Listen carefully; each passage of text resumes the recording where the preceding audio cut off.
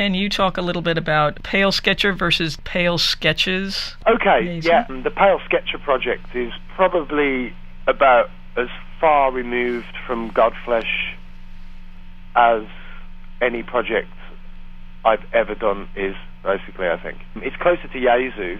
I mean, essentially, it's not the first project I've done that is stripped of guitars. That's probably nothing new for me in terms of working in electronic music, but the Pale Sketcher project was basically born from the Jesu project. The whole concept with Jesu was for me to take essentially pop songs and my love of pop music and somewhat marry it with my established sound, you know, as in heavy, low-tuned, etc., etc. But I wanted to use that sort of heaviness, that power, to marry it to my own personal take on writing pop music, you know. What I was doing a lot with Jesu was exploring the electronic side of this. You know, Jesu is pretty much, it is essentially guitar-oriented, but there's a lot of electronics in there as well. What I found, I was becoming quite eclectic within the whole sphere of Jesu, examining a lot of the electronica side of the sound more than I probably would have wished, as in I just couldn't help myself. It's just occurred to me that I really wanted to make music that was just electronic but had that melancholy and pop edge that Jesu has, you know. So the idea, the Pale Sketcher project, is a way of me writing similar material to Jesu but using only electronic instruments, you know. So, and that's essentially what it is. You know, it's by my hardcore established fan base, it's a lot of people don't get it, basically, and I think that's completely to be understood, you know. Mm-hmm. But you know, it's on a label, Ghostly International, who are known for exploring the ideas of electronica and pop and the bridge between the two, you know. So it's not like I'm out there on my own doing this stuff. I've shifted to a record label which has its own established audience of people who are interested in this context of music, you know.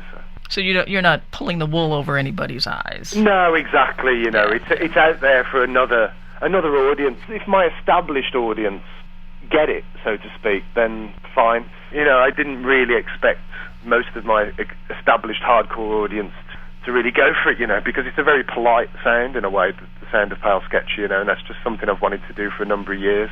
Most wholeheartedly electronic music that I've done over the years has been brutal, confrontational, psychedelic. You know what I mean? Yes. It hasn't been exploring pop and shoegaze and, you know, a lot of these genres that I'm also interested in, you know, and that's what this project does. So for me, it was a given that it would alienate people who like the heavier side of my music. You know? Right. Oh, but I love that you call it, you know, it's like an exploration in politeness.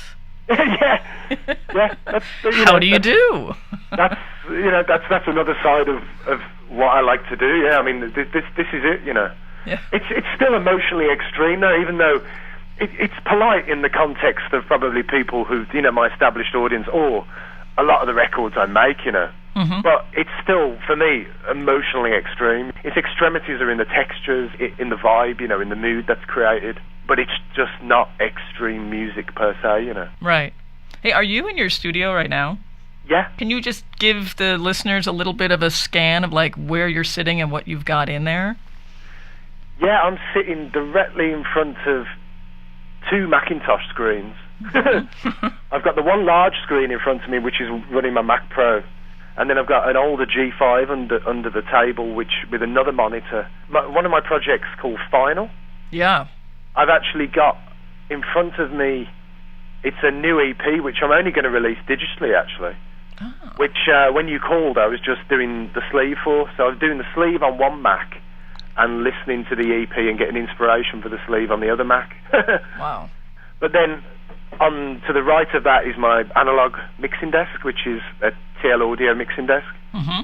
And then to the right of that are my racks with all the outboard processing. Yeah.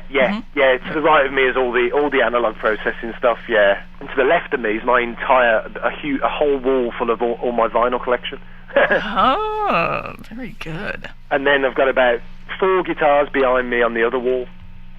Not attached to the wall, they're all bunched up together. I've got a 5-string bass there, that's my 7-string Schecter, and one of my latest purchases, which is an 8-string Schecter. What's the star of the studio? I have a different star every couple of months, I think. Oh, okay. Yeah, I'm not as in I buy another piece, but just I'll be doing a lot of work and it's suddenly oriented around something I've vibed off on a piece of equipment, you know. I mean, I'm still sitting here with my old Eventide 3500, you know, the old Eventide, you know, one of the classiest multi-effects processors on the market. Yeah. And I think, you know, I mean, GODFLESH, we bought that in about 94. I'm still finding stuff in it now, you know. Wow. I shelved it for a bit because I was doing a lot of stuff internally on the computers, you know, for a while, but I found that I wasn't being... in hindsight, wasn't satisfied with the sound. I've gone back to a lot of my analog equipment in the last year and a half, and now I feel I've got, you know, as close to a perfect studio setup as I imagined, you know, where I've now pieced... It's a perfect marriage of analog equipment, valve, tube equipment, and high-end Macintosh software processing as well, you know, and I've found that the best world is the marriage of both, you know, whereas I've used both exclusively in my career, you know. I wanted to see if there was just something that you kept on going to, or if it was more like you had like the employee of the month. Oh, this is my favorite piece now. And in writing, is it sort of you end up working with one mode for a little bit and let it expand? Yeah, that can be true. It depends again on the context. It's like with Jesu, for example. That is very much born of me sitting there acoustically with a guitar, you know. It can also be inspired by something else, though, which, you know, would generally be some older band's melodies, which I may try and perversely recreate, but on a low-tuned guitar, you know.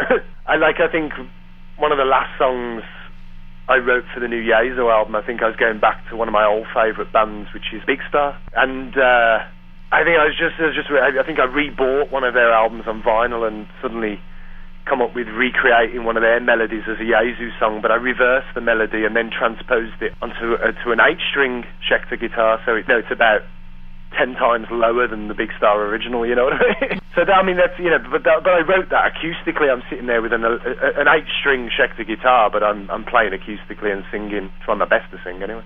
But, you know, sometimes things will be born of literally a couple of pieces of equipment. Whereas with Jesu, of course, I'll write it acoustically, etc., etc. But then by the time it hits the proper recording process, it then does become very much about texture, and it does become some of its processing, you know. A lot of what I do is sound, it is production, it isn't just trying to record a song, you know. I guess, you know, quite obviously I'm quite obsessive about production, chiefly because I feel I never get it right, so I'm always trying to chase this utopian dream of production which I can never seem to reach, you know. So that's my goal, really, is to keep trying my hardest to achieve a sound that's in my head, which I can never get down. And but so then when do you stop? I mean, well, why aren't you still writing the same song for, you know, 20 years? Yeah, to be honest, I just, you know, I quite often cut off. I've just learned self-discipline, you know, which is pretty hard as a musician anyway. Oh, yeah. You know what I mean? It's like, well, especially as a studio musician, and you don't always work with other people. Exactly. Yeah. You know, a lot of what I do is solo. Yeah. Even Jesu is, you know, essentially it is solo. So I have to just work with myself and argue with myself on a minute-to-minute basis, you know. It's schizophrenic, you know, and I clearly am schizophrenic. You know, so it's like, and, you know, obviously I do sit in the studio arguing with myself. the angel devil, like one on one shoulder, one on the other. Yeah. There's probably a few others in there as well. Right. You know, it's like, you know, it's yeah. I mean, it's crazy, really. I mean, if there was just a recorder in the studio that just recorded literally what's happening in my studio, then it'd probably be quite scary to some people, I think. Well, a few voices going on, put it that way. Well, we would probably have to thank all of those voices then for all of your creation at that time.